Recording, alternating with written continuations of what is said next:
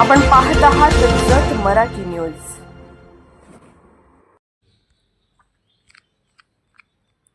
मुख्याध्यापकाच्या छळाला कंटाळून लिपिकाचा आत्महत्येचा इशारा। उच्च न्यायालय व शिक्षण अधिकाऱ्यांच्या आदेशांनाही केराची टोपली। अनाथ तरुणावर अन्याय सुरूच।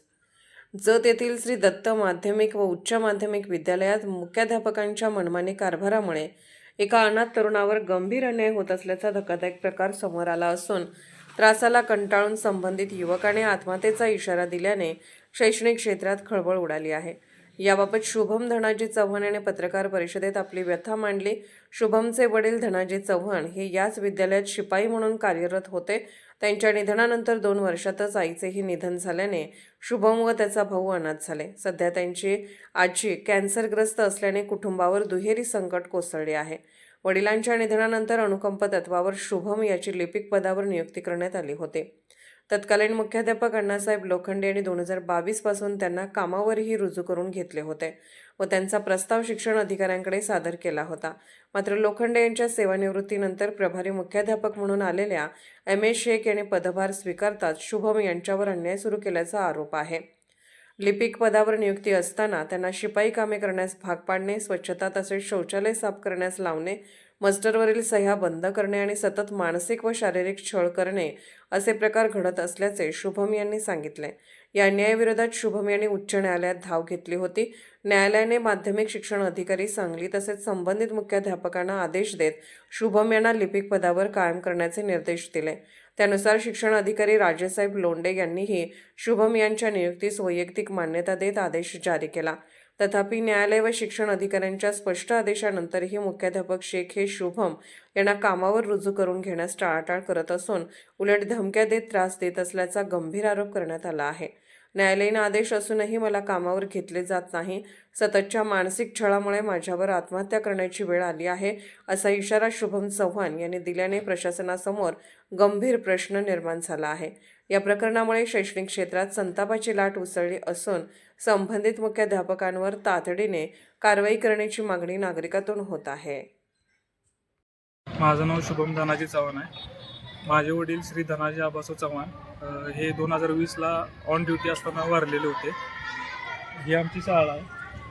ही शाळा माननीय कैलासवासी आमदार सिद्ध पाटील यांची ही शाळा आहे। ही दुसरी संस्था आहे सांगली जिल्हा शिक्षण विकास मंडळ यांची। आणि ही जतला मला माझी आई वारल्यानंतर संस्थेने मला इथं नियुक्त केलं 2022 साली। मग 2022 सालापासून ते आत्तापर्यंत मी इथं संस्थेत काम करतोय। आणि 2022ला आमचे जे सर लोखंडे सर होते मुख्याध्यापक, त्यांनी मला इथं हजर करून घेतलं, संस्थेनं हजर करून घेतलं। आणि सन 2024पर्यंत माझ्या मास्टरला सहाय्य होता। त्याच्यानंतर लोखंडे सर निवृत्त झाले। लोखंडे सर निवृत्त झाल्यानंतर जून 2024मध्ये माननीय शेख सर प्रभारी मुख्याध्यापक झाले। आणि प्रभारी मुख्याध्यापक झाल्यानंतर त्यांनी 20 जून 2024 रोजी माझ्या मास्टरवरच्या सह्या बंद केल्या व शाळेमध्ये मीटिंग सुरू असताना तू मास्टरवरती सही का केलीस म्हणून मला मारहाण केलं।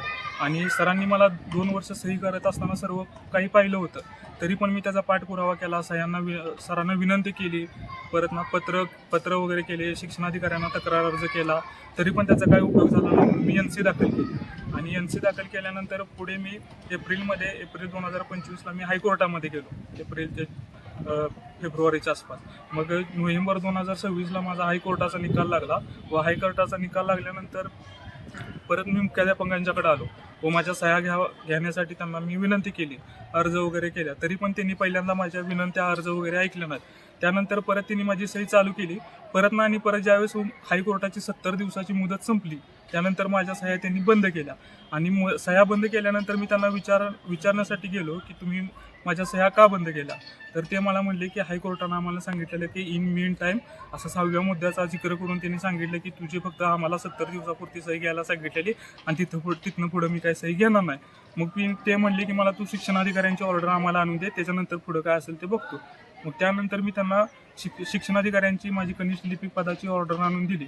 शिक्षणाधिकाऱ्यांची ऑर्डर आणून दिल्यानंतर पण ते मला म्हणतात की तू बायपोस्ट शिक्षणाधिकाऱ्यांची ऑर्डर आणून दे। मग मी त्यांना बायपोस्ट शिक्षणाधिकाऱ्यांची ऑर्डर आणली आणि एवढं सगळं केल्यानंतर पण आज मला मुख्याध्यापक म्हणतात की मी तुला हजर करून घेणार नाही आणि हजर करून घेतलं तर मी तुला काम करून देणार नाही। मग त्यांना मी माझा रजा अर्ज देण्यासाठी गेलो होतो, कारण माझ्या आजी जी आहे ती कॅन्सरग्रस्त आहे आज मी आणि माझा भाऊ आणि आजी आम्ही तिघच परिवार आहे आमचा. आज माझ्या भावाचं शिक्षण सोडून आज मी त्याला बाहेर कामाला पाठवलं आहे. मी पण संध्याकाळचं कुठं ना कुठं तरी काम करू आज आमचा रोजगार चालू आहे. उद्या जर माझ्या आईला काय झालं तर ह्याला जबाबदार माझे शिक्षक माझे मुख्याध्यापक राहणार आहेत का? मग त्यानंतर मी त्यांना विचारलं की बाबा माझी पूर्वीपासून तुम्ही सही घेणार आहे का नाही? तर ते म्हणतात की तू जरी शाळेत आलास नाही आलास तरी मी काय तुझी पूर्वीपासून सही घेणार नाही. जी सही तुझी बंद केलेली तुला काही घेणार नाही. त्यांनी माझ्या मुस्टरवरती लाल शेरा मारून ठेवला आहे.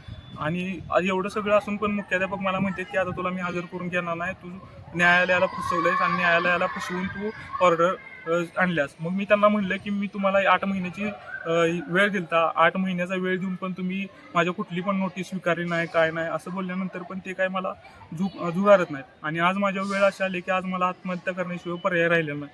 मग ह्याला जबाबदार कोण किंवा काय? आणि मी त्यांना माझा रजा अर्ज देण्यासाठी गेलो तर ते म्हणतात की तुझा रजा अर्ज मी कचरा कुंडीत टाकणार आहे वगैरे वगैरे मला त्रास देते ते. आणि आज माझी कनिष्ठ लिपिक पदाची ऑर्डर असून पण ते मला संडास साफ कर बाथरूम साफ कर असं म्हणत आहे. तर कृपया मला न्याय मिळावा हीच नम्र विनंती. ते वडील वारले व 2020 नंतर 2022ला माझी आई वारली. त्यानंतर आम्ही दोघेही अनाथ झालो व त्यानंतर माझी जी आजी मला सांभाळ करत होती तिला पण कॅन्सर झाला व तिला कॅन्सर झाल्यानंतर मी इथं जॉब करण्यासाठी आलो. पण ह्यांनी काय मला अजून पेमेंट पण दिलं नाही काहीच दिलं नाही. त्यानंतर मग आमचं व्यवस्थित व्हावं म्हणजे आयुष्य आम्ही जगावं आमच्या आईची जी ट्रीटमेंट आहे ती व्हावी म्हणून माझ्या भावाला शाळा सोडावी लागली व शाळा सोडून त्याला काम करावं लागतंय. आज आमच्याकडे काहीसुद्धा पैसे नाहीत काय नाहीत. आज आमच्या आजीचा कॅन्सर आहे तो 4th स्टेजला गेला आहे. आज माझ्यावर अशी परिस्थिती आली आहे की ना मी आईचा सरळ सांभाळ करू शकतोय ना मी इथं कामाला येऊ शकतोय. हे जे मुख्याध्यापक आहेत ते मुख्याध्यापक मला वारंवार त्रास देत आहे. माझी कनिष्ठ लिपिक पदाची ऑर्डर असून पण ते मला 4th वेतन श्रेणीतलं काम करायला सांगतात. अक्षरशः त्यांनी संडास साफ कर बाथरूम साफ कर शिक्षकांच्या खुर्च्या साफ कर इथंपर्यंत त्यांनी आलेत. आणि कायम मला त्यांनी मानसिक त्रास देत आहेत. आणि तरी पण ते कायम मला बोलत असते की शाळेवर ताडी होऊन देणार नाही तुझा पगार होऊन देणार नाही. आणि आज मला नाही झालं असतं आज आत्महत्या करण्याची वेळ आल्या. आज माझा भाऊ पण माझ्याजवळ नाही. आज कोणच माझ्याजवळ नाही. आज मी पूर्ण अनाथ झालेला आहे. अशा परिस्थितीत मला काय करायचं काय सुद्धा सुधरत नाही. तर ह्याची दखल सर्वांनी घ्यावी व मला लवकरात लवकर न्याय मिळावा हीच नम्र विनंती. जत मराठी न्यूज चॅनलला लाईक करा शेअर करा आणि सबस्क्राईब करा.